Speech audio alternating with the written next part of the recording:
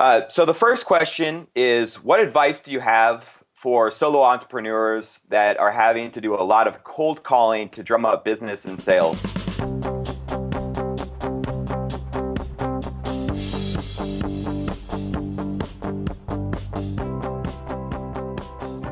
So, to answer that question, I think it's thinking about the system. How do you build a system around the cold calling? So if you're consistently cold calling, you need a way of tracking that. You need a way of analyzing it. So, I think I would start with setting up a spreadsheet that tracks the number of people you plan on calling every week, and then the metrics of the outcome. How many people answered the phone? How many people responded, and then how many potential follow-ups you have.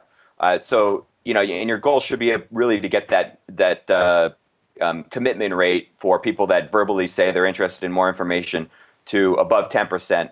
And then it's really just it's a numbers game. But with that, you also want to set a script. So developing a script that allows you to understand the key points that you're selling, and then communicating that when you're talking to someone. So when you're cold calling, the first thing you want to do is try to get to the right person. So usually what I do is you build a contact list based off of your industry by going through LinkedIn or other profiles to find the right title of the person you're trying to get to.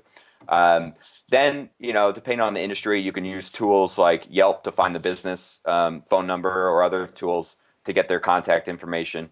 And then just start calling. And once you kind of figure out initially what works and what doesn't work, you're going to revise. And from that point forward, you can bring on other people to possibly do the cold calling for you.